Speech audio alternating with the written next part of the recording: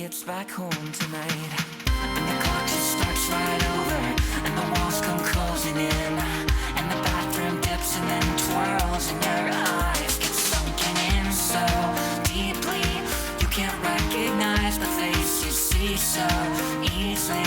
No one gets back home tonight. Are we live? I think we're live. I'm checking. Yeah, we're live, I think. It looks like it. If not, tell us in the chat. But you can't because we're not live. Welcome everyone to another exciting stream and episode of TransSpotting. I'm Riv, your co-host, and we've got another new co-host to introduce and interview today. Say hi to Jess. Jess, how are you doing? Give us a little intro. Hi, I'm Jess. I am thrilled to be here on TransSpotting for the first time, and it's super awesome. I've been listening to this podcast for, I feel like 2 years, if not like something like that. And I'm just, I am super happy to be here. I don't know what else. I'm so excited you're here. Thank you so much for being here. I realized right now I forgot to put my pronouns in my little guy here. Actually, I think it's on this side if you're watching at home. My pronouns are she, Faye.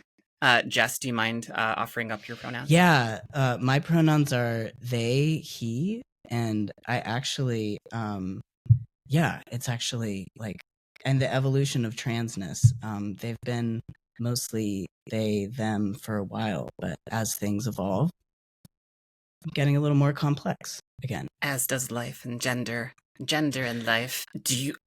Do we want to dive down that rabbit hole right away? Do you want to tell me more about that? About your relationship and evolution of gender of and pronouns? And all yeah, of I think we could start Yeah. off on that. And just in case we have any sneaky conservatives listening to either hopefully not the live stream, but maybe the recording, they'll probably just that'll tick them off right away because they really cannot handle a pronoun. Just cannot. I don't know. I've #triggered. So yeah, I've just been. I think when I was just getting into coming out as trans, I pretty quickly started using they, or maybe it was a little before. It was kind of in my I'm non-binary, and then I'm also trans, and figuring that part of my transition out. And I started trying out they pronouns, and they felt just amazing. So I went with that. And there's so many reasons that I love they as a pronoun. I think that I think that they as a pronoun is really, really brilliant. I think that it's just, it's nice that it's so open. It's really amazing that I love a neo pronoun, but I think that there's a lot of strength with they not being a neo pronoun because it really makes people confront a lot of people who would just glaze over or just not get or dismiss the neo pronoun. They really kind of puts it right in their face, and it's no, this. You used this one already. Yeah, exactly. But anyway, more recently, as I've been going through the transsexual part of transition, that I decided to go through, that I'm getting he more anyway. And so I've been thinking about that and looking at that and, talking about that and marinating on it. And so I kind of I think that my email sign, professionally, I am they, them still, because I'm gonna just really I just think I just really love it. But I'm also I'm also just noticing that when I get a he, I'm oh, that's kind of nice. And in certain situations, it's way better, as far as safety. But for sure. Awesome. Well, thank you. Yeah. How long have you? Oh, safety. Yeah. How was your how was your pronoun journey, Riv? Did you as Yeah. I guess I'm curious about both, because I know you use she and Faye, right? Right, correct. Yeah. Okay, it's a little complicated. Not really. It's complicated if you're if you're conservative. That's it. But I think I've talked about this before in the past, but when I first came out, I came out as thinking I was gender fluid, thinking I would just go in between masculine and feminine constantly. And then I went, oh, great, I'm going to put on a skirt and see how that feels. Oh, it feels great. And then the day never came where I felt masculine again. And I was like, oh, okay. Well, I'm definitely not he and she and they and it. I'm definitely more in the she category. But there was still some truth to that gender fluidity there. And like right now, like look at me, like I look very different than I did my last stream, and I have that fluidity between a woman and a little something different, like a little fake creature. And so I'm really taking the whole gender fae idea to the extreme, of being fluid, but never traveling back to the masculine side of things. And while I don't mind a they, in fact, I welcome it if people are like, hey, you look kind of androgynous today. And I'm like, yeah, thank you. I know, I did that on purpose. It's actually hard to do now. Thank you. Then I appreciate it. I didn't really appreciate it when I was first transitioning, the transsexualism. But now it's, it hits just right sometimes. And while many people, and in fact, I'd say most people don't use the fae part of my name, I do love that it fucks with people because they don't know what to expect, because you respond to a company email internally or externally, and my signature says she fae, and they're like, what? I actually had a vendor one time, because I work in tech. I had an external vendor hop on a Zoom call with me, and he was like, what, fae? Like as in a fairy? And I'm like, yeah, that's right. That's me. I am a fairy. That's a little bit about the history of my evolution of my pronouns, but I don't mind if people just use she, her. I mean, look at me, it fits now, and it's going to confuse less people. But if you're in the family, and I'm talking about the alphabet family, you can definitely use fae for me. That's awesome. Does anybody ever surprise you knowing how to like conjugate fae? This is like fae and fair, right? Fae and fair, yeah. Not too many folks know. I don't think I've encountered anyone outside of other fae fair pronoun users that know how to conjugate it.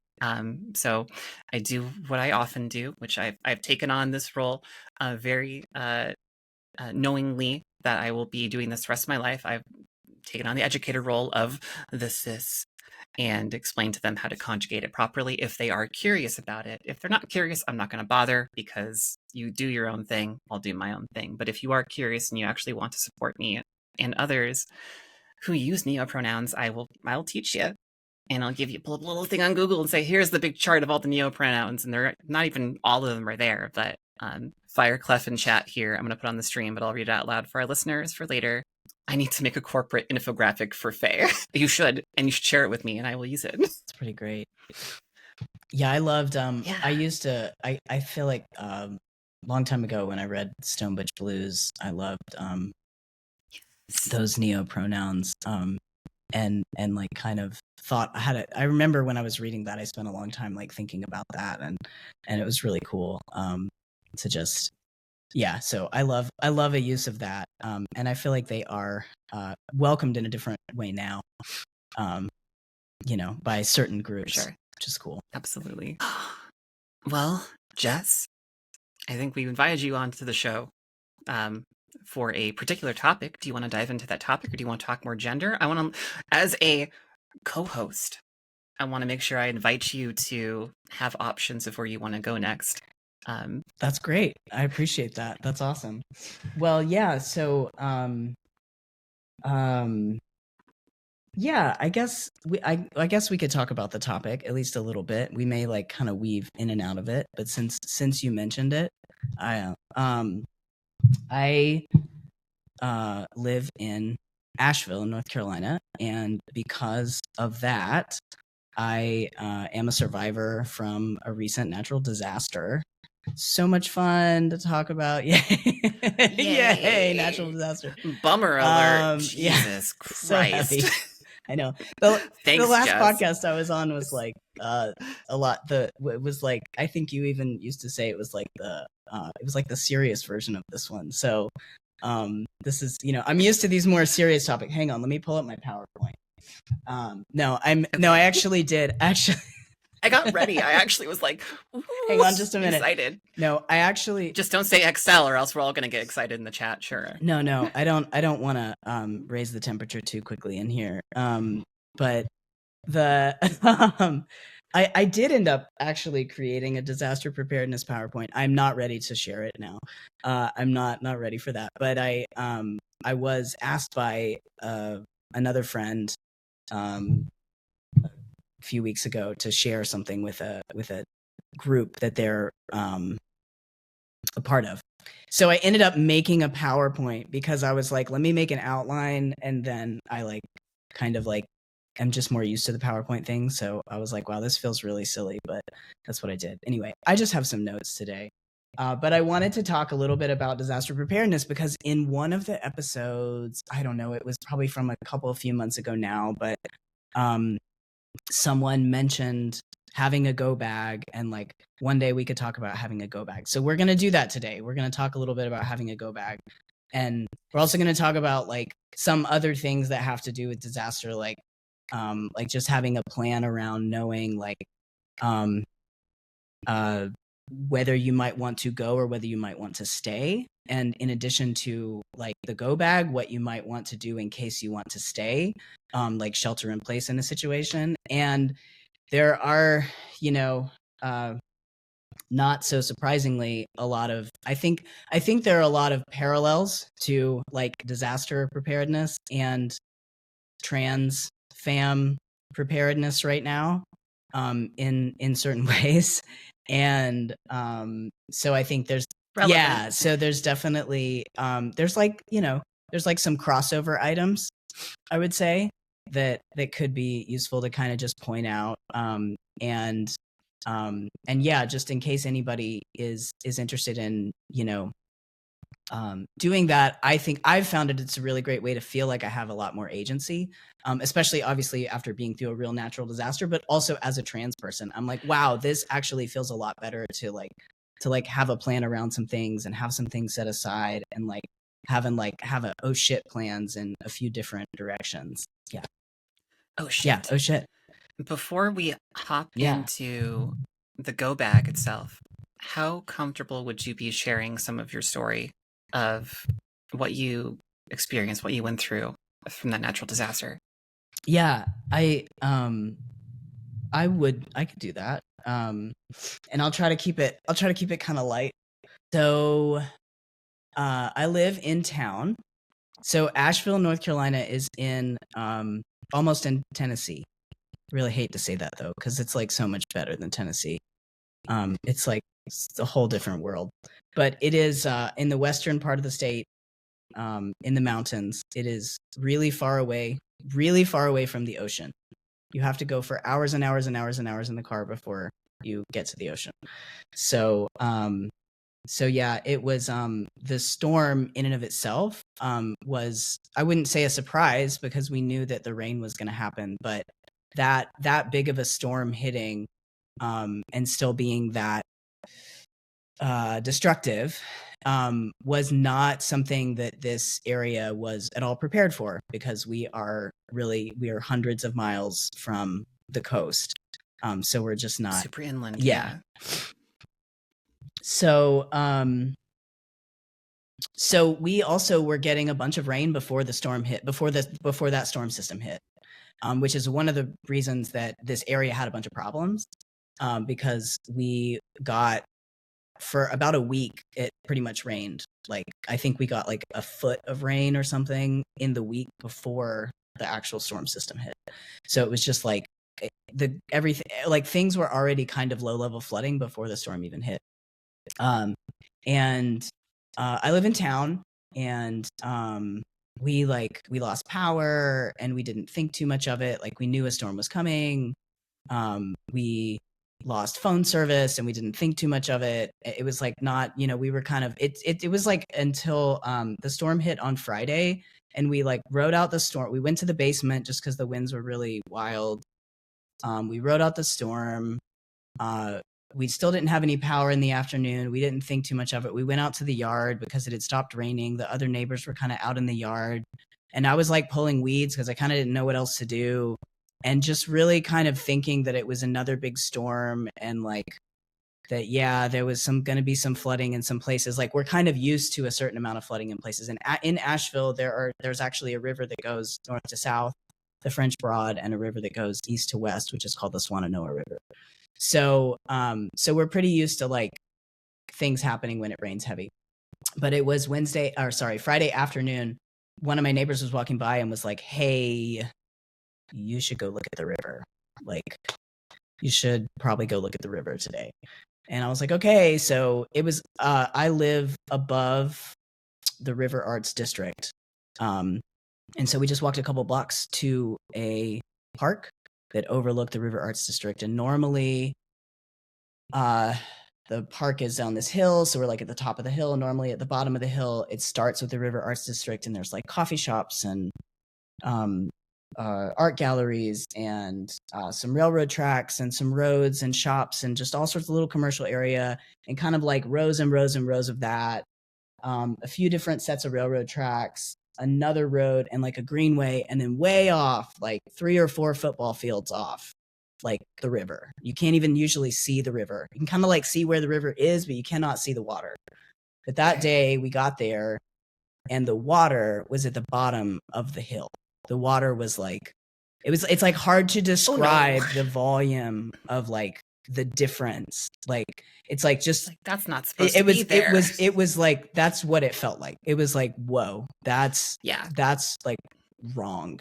Like, that's like something happened. Like, and that's when I realized that I was like, oh, this is like, we are kind of in for it, huh? Like, okay. Yeah, because it just, once I realized that, we realized, we were like, well, that means all sorts of things. Like, that means that we may not be able to get out of town right now, and that means that, that means that the power infrastructure that's that close to the river is underwater, and that means, and it kind of starts to tick off like, oh, okay, it's not coming back anytime soon. Okay. So, and luckily we were only out of power for about 2 days. And I think that we live pretty close to the hospital, so I think we were kind of lucky in that sense. But yeah, anyway, that was kind of like the oh shit moment. It was, at first we like connected with our neighbors. We all got together and ate the leftovers that were in our fridges. It's not a big deal, like kind of had fun with it. We all went home and didn't have any lights on. But yeah, like community, that's great. We were just like, we're not getting in the car, but nobody could call anyone anyway. So we were just like walking to people's houses and like, that's fine. And then it was like by Sunday, things started to be like, most people still didn't have power. I think we got power back on Sunday at some point, like before the end of the night Sunday, we got power back. So, but it was like on Sunday, people started to worry because it was like a couple days. And then the other thing was that a lot of people lost water on Friday, but we lost water like Saturday morning. So it was like once we didn't have any power, didn't have any water, and then the phones didn't come back on, like, it was like, oh, okay, like now, like now what do we do? So yeah, so that's a little window into my experience. A lot of people, thank you for sharing. Wow.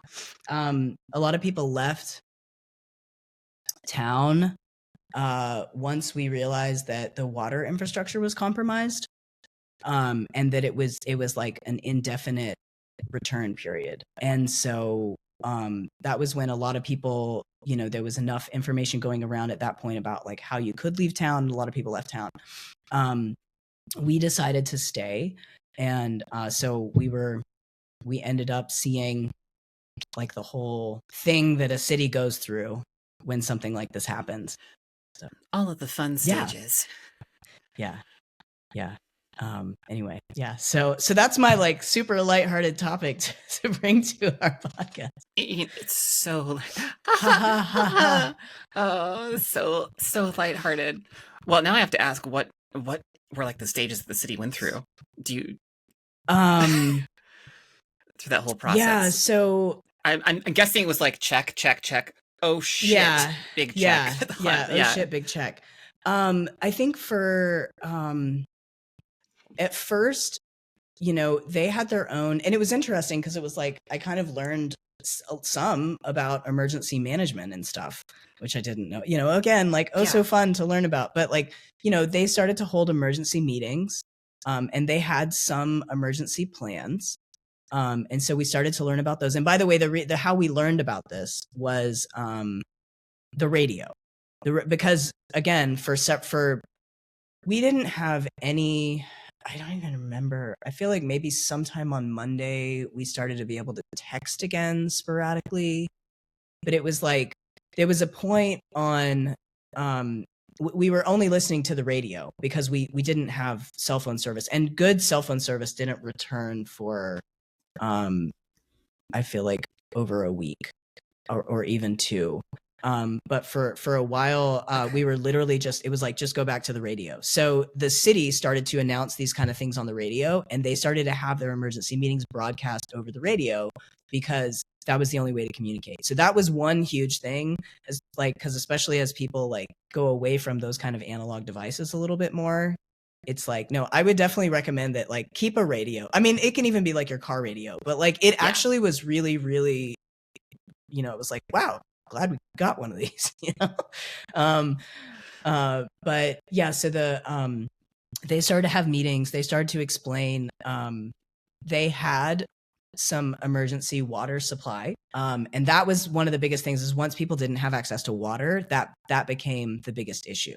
And for most people, unless they like, certain individuals might have like a need for electricity for a medical device or something, but like this happened in the fall, and so like the weather wasn't bad, we were really lucky that it wasn't like sweltering hot or freezing cold, and so for the biggest concern for everybody became water, and the city had some water stored, but basically that where it was stored was inaccessible because of the storm.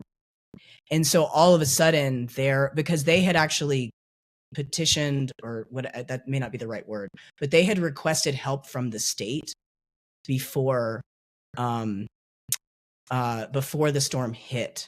They had requested some help, and part of that was like water for people. And it's also interesting, like the chain of command, like if the city goes into an emergency situation, they have to basically give the power over to the county, and then the county is the entity, if I remember correctly, the county is the entity that requests the aid from the state, and the state is the entity that requests the aid from the federal government.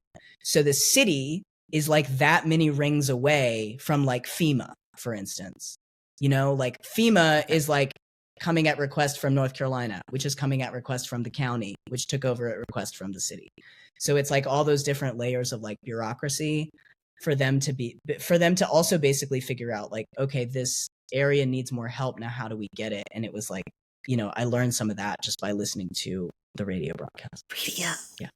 Did you have so since you had no power, I'm guessing it was like a crank radio? Like what was powering that? Okay, I now have a crank radio. I didn't have a crank radio. Okay. Now I do. I don't have one yet, so I need one. Yeah, I would. Yeah, okay. And that's the item that I'd recommend that everybody get, because the crank radio that I got, you can check and make sure they should have the one that I got. Not only can you crank it just to make it play, but you can actually plug a device into it, and you can charge a device by cranking it, which is really, really killer. But yeah, it was just, I would listen to the radio in my car. That night, I was like, I was really kind of like in shock. And like, I went and like did not drive, and drank some whiskey, which like I hardly ever drink anymore. But I was just like in such like, I don't know what is happening. I'm going to sit here in my car and drink whiskey and listen to this radio broadcast. I can't blame you for drinking whiskey at that time. During that period of time. Yeah. So that's what we did at first. And then I was lucky. I also had I happened to have a weather radio, but that wasn't playing the emergency broadcast. That's just like an old school weather radio. So that was really helpful to have during the storm. Because when the infrastructure was failing at certain different places around, they were announcing that there, and they were actually announcing like the flash flooding and the dam concerns, the levee concerns, like things like that. So I'm going to veer off into left field here for a Yeah. second, or right field. Okay. I don't know, some kind of sports ball terminology. Bring it sports ball. You had a weather radio, an old school. You said you already had an old school weather radio. I did. What can you tell me more about that? Why did you have it? Why? What is it? Okay. What is that like? I feel like such a I don't know. I'm working in tech. I'm like, a weather radio. Yeah. What's that? Okay. Yeah. And well, I even have it, so maybe even later I can even bring it over and show. Okay. But Like show and tell. Yeah, show and tell, exactly. Yeah. So I have this old weather radio.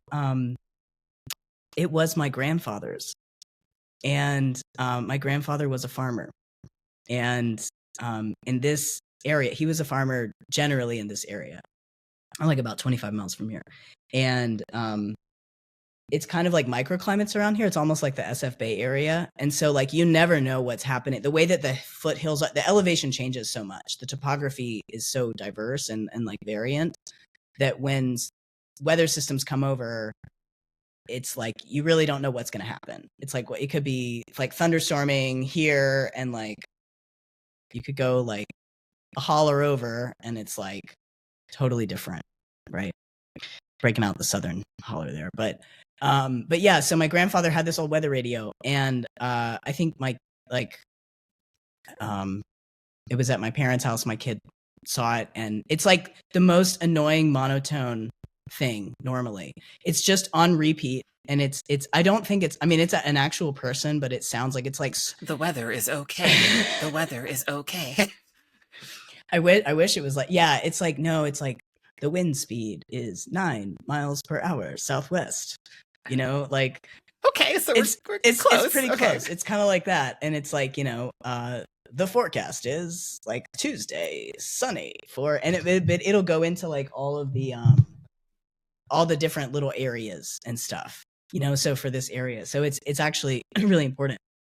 Yeah, and it was like my crank radio has AM, FM, and WB is weather band. So if you have a crank radio, you might possibly have one. Yeah. And anyway, that recording goes, and it's like, usually it's like, I don't know, it's like a couple minutes, and then it just repeats all day, all night. And I mean, however much it changes, but it's just the same kind of monotone thing. Yeah. So nice. Fireclef, one of our, I think, 4 current viewers.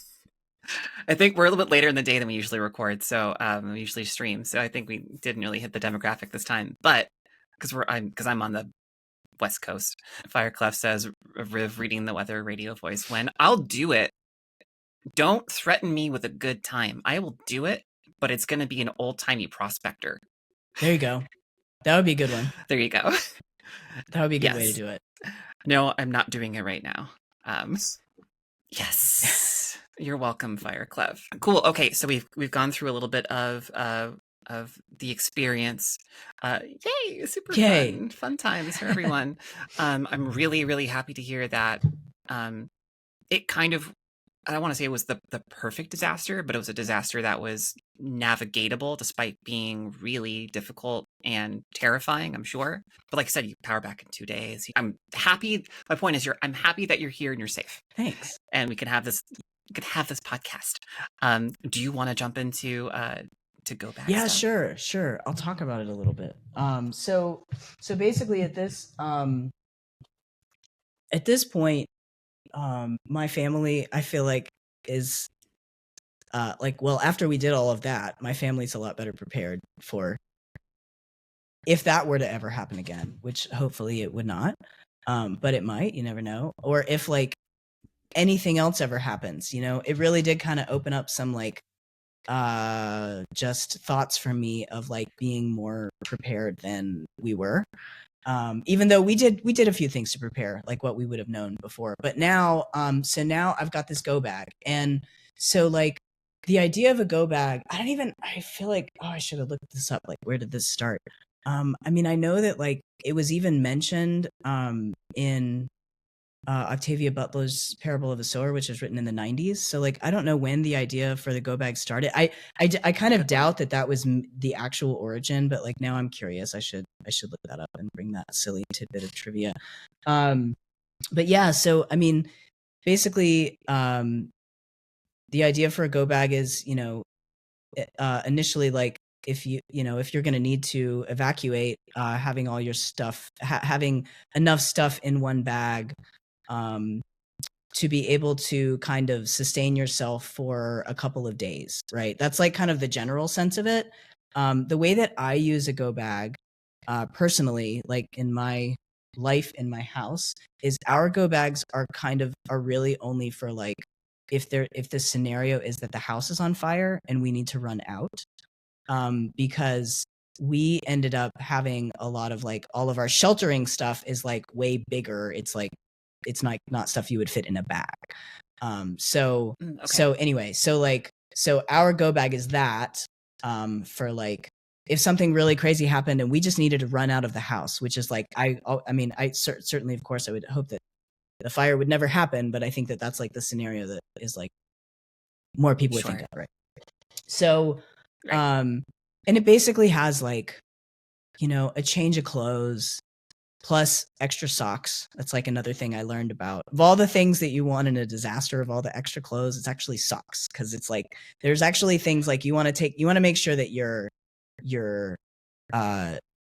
healthy, right? And if you're in a situation where like things are wild, you may not, it's like that's just a good thing to have. So like change of clothes, extra socks. And then I've got like some other, like I have got my crank radio, and I've got like a power bank, and I've got like, extra phone cords.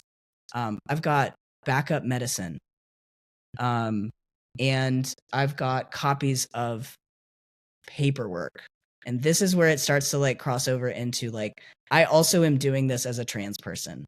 And I also have like the medicine and the paperwork in there for that reason.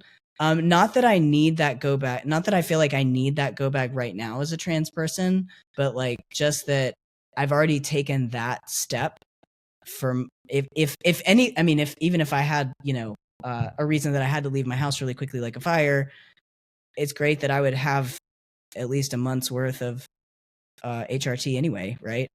Like in that bag, just in case, the rest of mine is gone. But so that's part of the go bag. And then we also have like, we basically have like a little first aid kit that we also have that is like right there. So that again, if something was really wild, we could grab that too. But I think that for trans folks, to me, it's actually like part of it is like, I feel like the agency of doing that is helping me feel better about what may be to come, because I've already gone far enough that I have that HRT, and I have that extra pair of clothes, and I have that stuff, and I have the copy of like, certain legal documents that I want, like my name change, passport, stuff like that. Sometimes I leave my passport in a different place. It depends, but stuff like that. So that I've got all that like secured, so that if something were to happen and things were to escalate quickly in a way that was negative, that I've at least already packed that much stuff and set it aside. And I feel like for me, again, it's been something that's helped a little bit with just my anxiety in general around things, is like going ahead and taking that measure. And also just going ahead and making sure that I have like all of my legal documents are like all together in one place, and they're not, and that's like, I'm like just personally like not, I'll do the things I need to do, but then not organize them. So like, that was just a step to be like, I'm going to all the way adult this, and like actually which just means like executive function, go. Well, yeah, which really just means like I'm putting the shit in the biggest manila folder that I can find. You know what I mean? They can hold all of it. Yeah, that's how I organize too. Like, and it's like I feel VIP that. with the Sharpie, But yeah, I feel like there's I feel like that's it's been something that's really helped me, and again, certainly like hope that it would be something that I would never need, But that bit of preparation has me feel better about things and gives me an agency and gives me a little bit of confidence that at least I've already taken some of those steps. Sure. And you're like, you've already done the work for one disaster. Why not prepare for another disaster? Yeah. Hey, Venn diagram of disasters Yeah. happening all over the place. Like I said, crossover items. It's a crossover episode. Evacuating a disaster, like fleeing the area. Yeah. I mean, again, hopefully that's not where we're heading. But the thing about when shit happens is like all your trauma gets activated, all your brain chemicals are going wild, and it's hard to think clearly, And so like that's the other piece is like taking things, trying to put things together when I am thinking more clearly. And this again, like, also goes for like all the trans prep too, right? And so then when I'm freaking out, like that's already handled, and at least as much as it is, and can be something that I like revisit and improve and like whatever. So yeah, that's one piece of that. Yeah. I do have some looking at my notes. For disaster prep, so I mentioned that like we were looking at that we stayed and we sheltered in place. What I found was that basically pretty much one of the what helps you to do that if you want to do that is pretty much camping stuff and having camping stuff organized. I was gonna ask. It's a lot of the same. It's mostly camping. It's a lot of the same what, stuff. And really, in my opinion, if you are going to either shelter in place, but you don't have regular utilities like water and electricity, excuse me, my brain went dead for a half second there. Or if you're going to evacuate, it's still, if you have a chance, you might want to throw that camping stuff in your car anyway, if you're evacuating, because you may not know what the state of wherever you're going is, or like, what, depending on what's happening. And so, as far as like sheltering in place and kind of preparing for needing to do that again, it's mostly been like, getting stuff organized, trying to make sure that I'm not skimping on, like, I have like extra like fuel canisters and stuff for like my camping stove. And then the biggest thing for us was making sure I should do that. Yeah, it's like little. It's actually, it's like all the little stuff. Like that was one of the things that I was amazed with this experience, was it's actually like, you don't need to.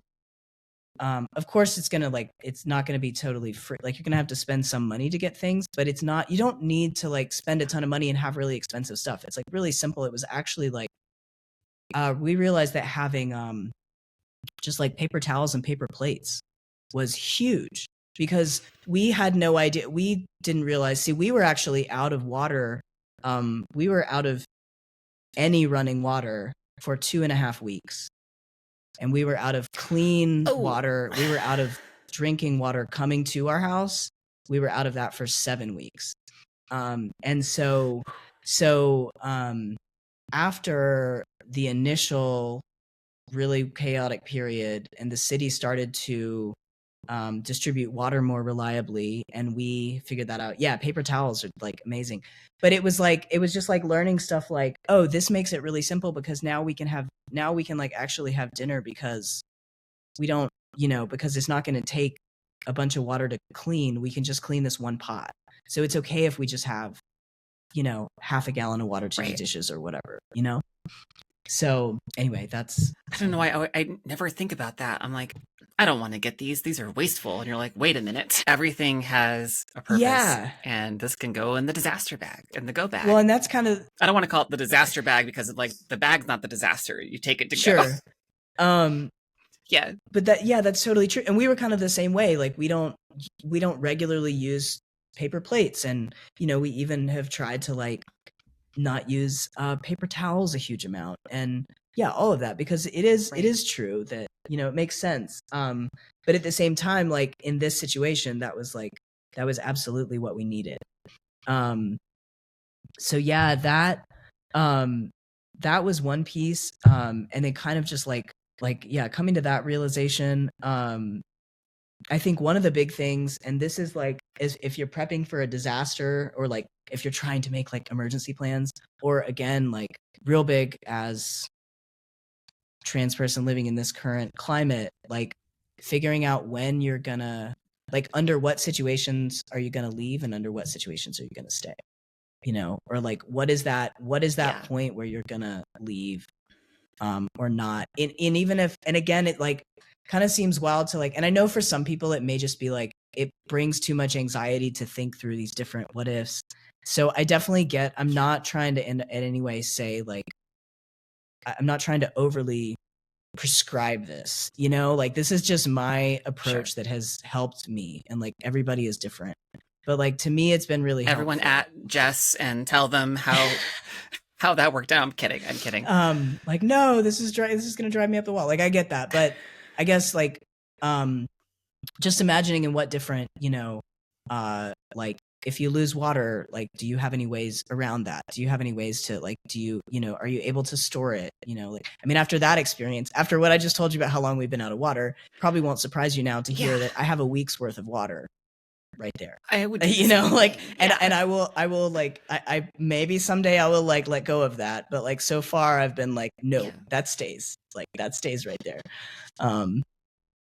But so yeah, but also like figuring out, oh yeah, I see this question in the chat, so I'm just gonna. Here, I'll put it on the screen. Okay, cool. Here. The whole thing gets clipped, but we can go ahead and read it. Can you talk about evacuating against compounding circumstances?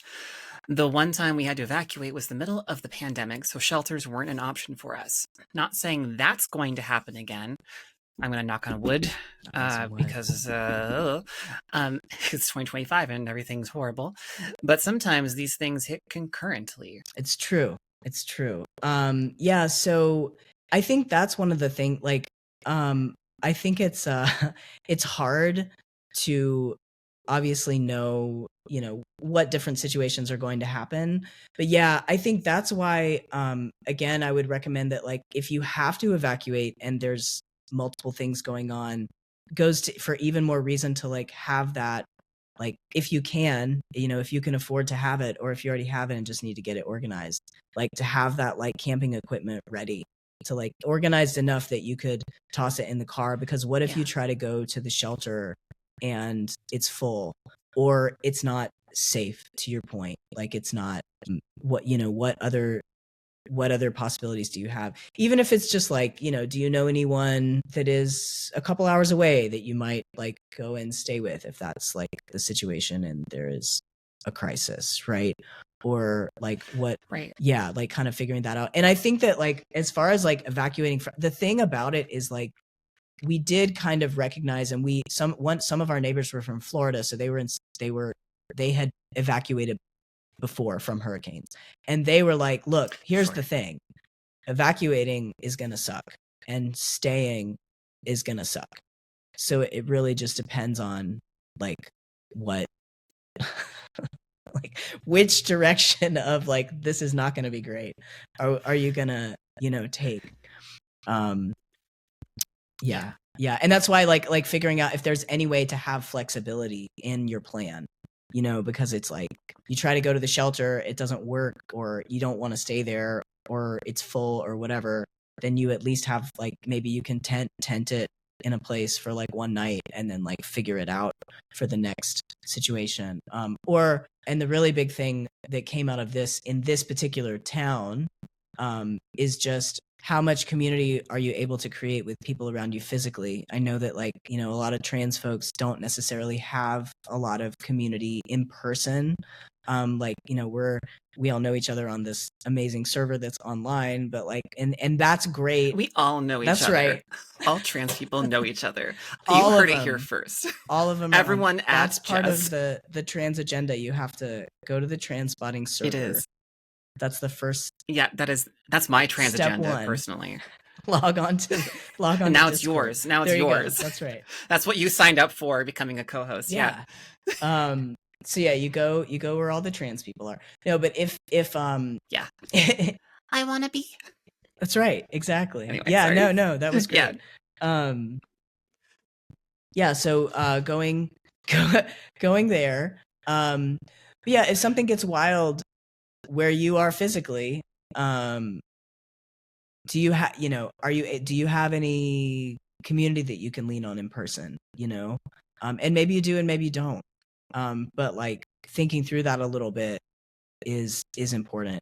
I will say that in one of the things that happened in that situation with Hurricane Helene was that everybody just took care of everybody, like right away, like without question. Like there was like no, it did not, like all the shit that people will like give each other shit about, honk at each other when they're driving, like be rude to each other as a stranger, like it was all like gone. But this, for a period of time, right? Everybody really, really, really rallied together for a period of time. And that was really amazing to see in this community. And I don't know if that would happen everywhere. This community is tight in certain ways, but it really did. Like, it didn't matter, like it didn't matter. Like, I was like going and checking on every neighbor. It didn't matter which neighbor. You know what I mean? It wasn't like all of a sudden it was like, and it was even kind of like coming up close to the election, but it was like all of a sudden politics did not matter, actually. For like, and it's really hard to say that now. But like, well, I can imagine, like, if you're checking on people, you're not gonna stop go, what's your political affiliation before I help you?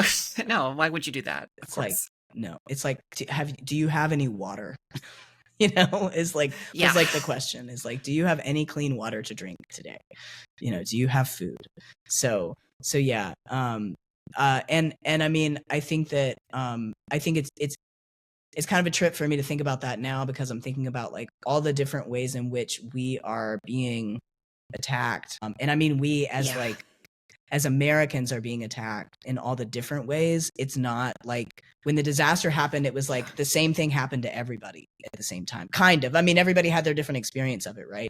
But like it was like the same. It was like the, and it was like kind of like Mother Nature kind of as a neutral bad in a way, because it's like, yeah, the storm was bad, but like, what are you going to be mad about it? I mean, like, it just happened, like it's not us versus them. It's us versus the environment. Yeah. It's just like we're on survival mode for now, and so we're just going to be treating each other like we're on survival mode, and we're going to take care of each other because we're able to do that. It was as much as we can, and that was the response, which again, amazing to see. But it's like I think it's different when we're being attacked from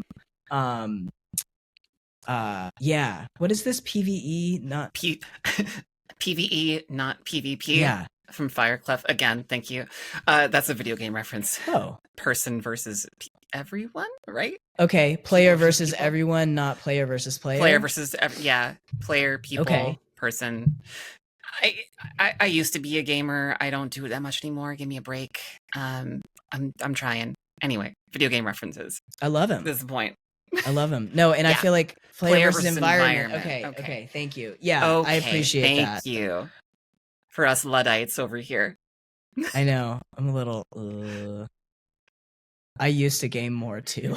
Yeah. And I started podcasting and doing music and then working constantly and then working out constantly. And so now I don't really game anymore. Yeah. I would love to. Yeah. I hope I can get back to it eventually, but Me too. I end up I like code now when I used to game, and like it's like good. A lot of times it's good, but like every once in a while I'm like, man, I wish I was playing Zelda.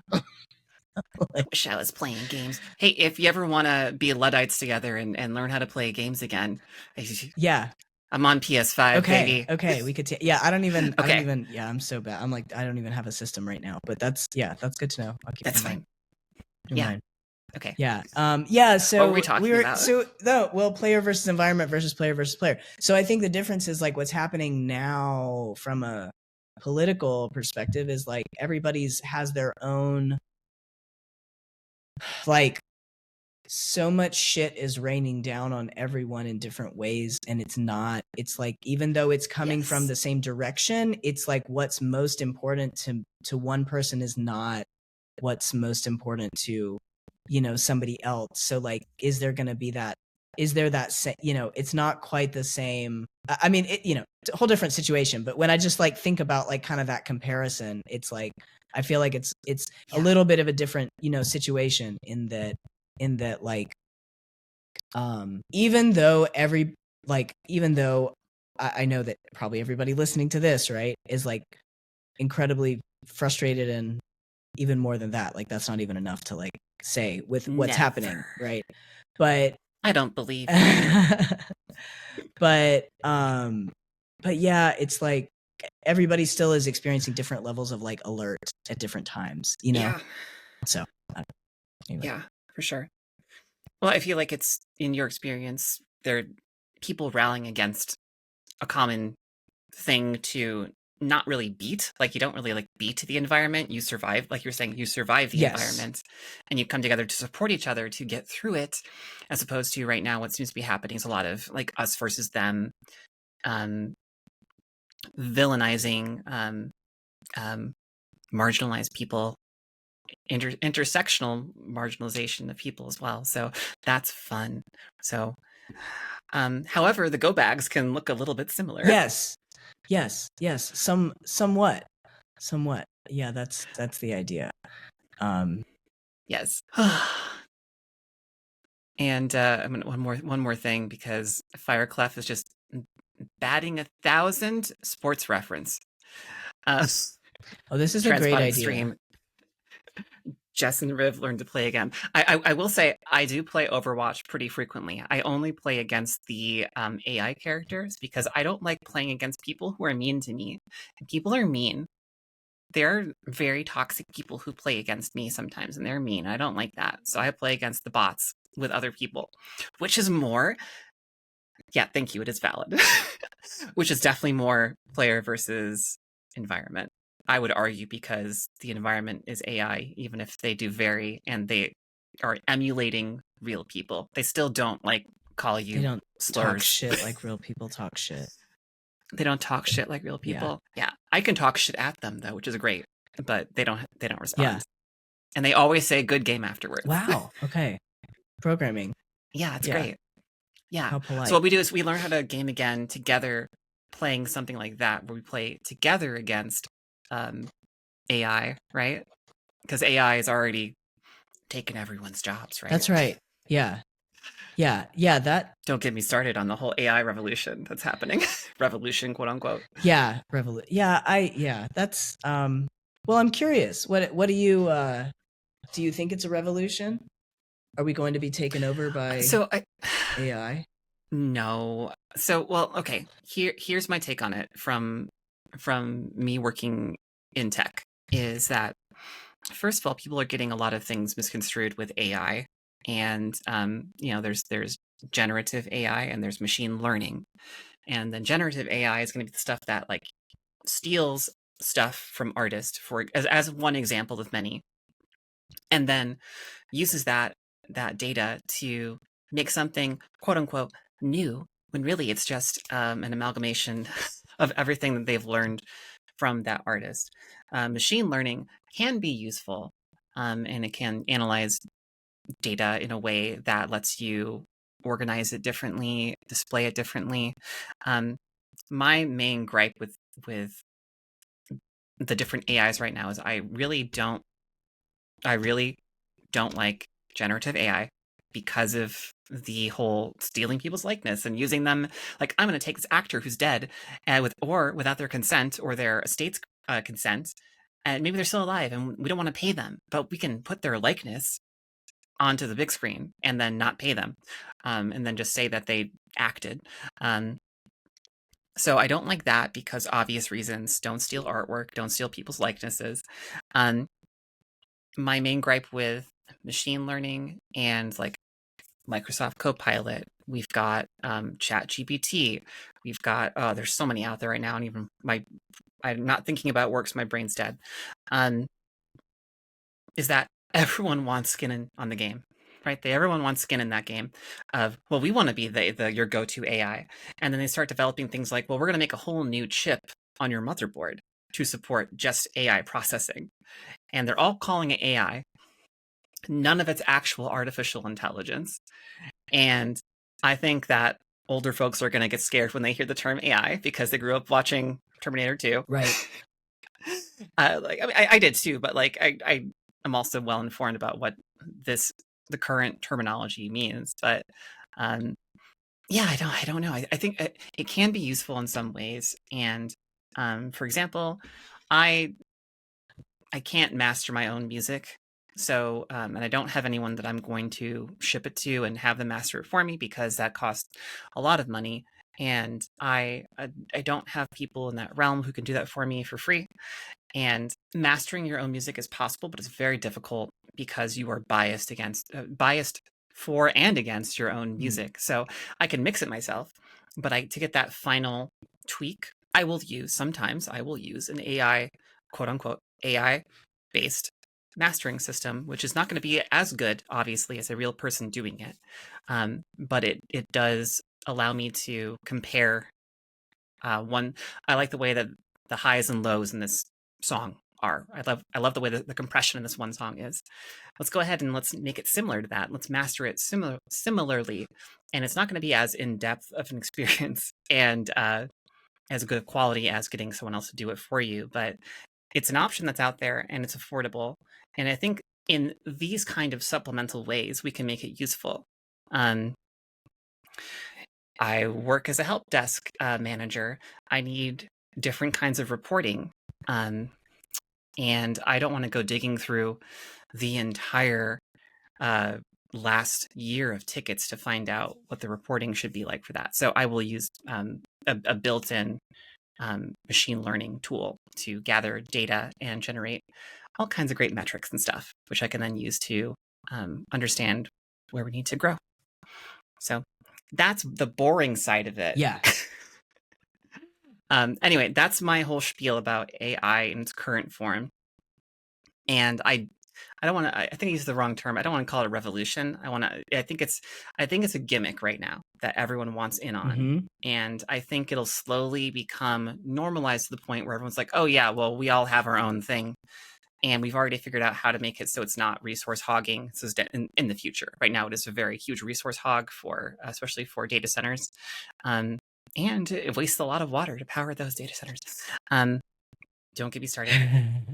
That I'm going to stop because I'm getting too deep in my own stuff about AI. And this is not about AI. This is a podcast about disaster readiness. Well, but AI could be a part of that. So you never know, I mean, eventually. Eventually.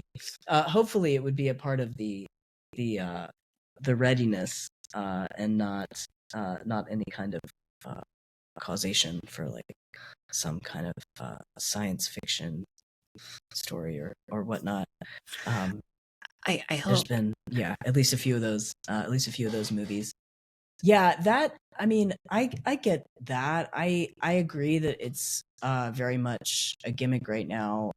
It seems like there's a lot of, I know that like everybody wants it. It's a hot thing, right? Yeah. So it makes sense what you're saying, that it's like even things that are not really it are kind of being packaged as it. I find it interesting from what it can do from like the coding perspective, as far as like being able to spit out, create apps in seconds, right? But I think that because it's like, that's, as everything that I have seen so far, though, that is like absolute horseshit. Because like it will spit out some code, right? But like it's not gonna be workable. It's gonna be like scraped from somewhere and put together. I mean, it's gonna be machine learning. It's gonna be like fine, okay. It's maybe even possibly like a combination of like, grabbing some source data and then kind of patching it together for like whatever the query was. Okay, fine. Here's your app. Here's your like, but in my experience, like using it, it's the majority of time it is like it's not very well done that way. Like it's like you're getting some really terrible, if it even works, it's like you're getting some pretty terrible like code, some janky stuff. Yeah. So I agree that yes, there is good and bad, but I think that the revolution of it is BS, because I'm not saying that it doesn't offer any kind of threat to jobs, but like even for like at this point, I don't think it's good enough to really be on the doorstep of taking over that much stuff. Even with this is very different AI than what we've been talking about, but like autonomous vehicles and stuff. Sure. Like there's like, oh yeah, there's like they've tried that, and they're still trying that, and there's like a few different companies out there that are doing that, but then they also have like run into so many issues that they also like some companies have also stopped, because like things did happen with the autonomous vehicles, and then it gets really tricky. Of course, things happen when humans drive all the time too, but that gets really, really tricky as far as like how to control, how to solve for that. So yeah. Exactly. Anyway. Awesome. Well, we are at a good time, I think, to take a little intermission. Everyone, please stick around. We're going to take five-ish minutes, take a little break. We're going to turn off our cameras for a little bit, and we'll be back soon to discuss more things and stuff, which is, I know why you're all here. That's right. Yeah. All right. Thanks, Jess. We'll talk very soon. Sounds good. No one gets back home.